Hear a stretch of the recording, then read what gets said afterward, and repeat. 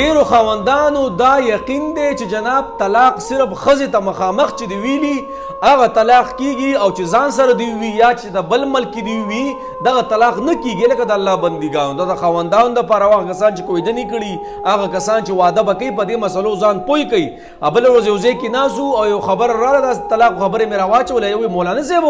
ولې چې ښځې ته مخامخ هغه طلاق کیږي ولې چې ځان سره دی هغه طلاق هم کیږي لکه مې د ظالم بچي ښځې دې کړو ته دې خبرو نه خبر نو یاد ساته ګورې مړه چې ځان له ناسې په کوټه کې ناسې هېڅوک هم دې در سره نه او تا درې پیرې وي به درې پیرې خبره ختمه شوه که یو پیرې دی وي که دوه پیرې دی وي یو پیره وشو دوه پیرې وشو د چا د مخې دی وي چا ته د مخامخ وي د هغه پلار ته دی وي د هغه ورور ته دی وي د هغې مور ته دی وي یاران دوستانو ته دی وي د ځان سره دی وي ګوره دا ګپ شپ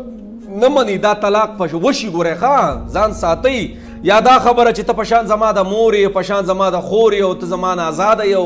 او وروره ته بس په ما حرامه یې او تا ته اجازت دی او ځه د الله بندګانو دا ډېر عجیب الفاظ دي د دې نه ځان وساتئ ګوره زموږ خو دا غوږونه کاڼه شو یو قسم له په دې رنګونو باندې چې دا مسلې دې نه مخکې څه مسله راله ښځې ته وي ته ما نه ازاده یې الله اکبر کبیره دا هم ګورې مسلې دي طلاق دی په دې باندې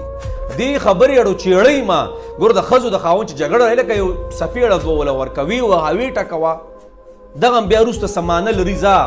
سړی یو بل راضي کې خو چې دا الفاظ دی وي که نه نو یاد ساته ګوره بیا به جاړئ ښه نو طلاق و الفاظ چې ځان ته دی وي بل کس ته دی وي رور پلار نیا نیکه هغه ته دی وي ښځه د اډوستانه خبر نه وي وګوره دا طلاق کیږي دا یاد وساتئ ښه او بله دا خبره چې په شان د خور یو د مور یو ته مانه ازاده یو زه او تا ته اجازت دی او پلانې او ډیکه خوا دې خوا دې خبرو نه هم ګوره ځان ساتي برای مهرباني ډېرې مسلې را روانې دي د یاره مهرباني وکړئ د ښځو نه هم کلیونۍ سازي کړي لاول چې واده کوئ نو د پلار او مور ته خواست دی چې د خپل بچي لږ پویوئ دا جینۍ پویوئ دا هلک پویوئ د دې نه پس چې چا ودونه کړي لږ د مولیانو سره کښېنئ د علماو سره لږ ربط ساتئ لږ ځان پوه کړئ په دې خبرو اترو باندې چې دا خبرې څنګه دي والله الله دې مو معاف کیا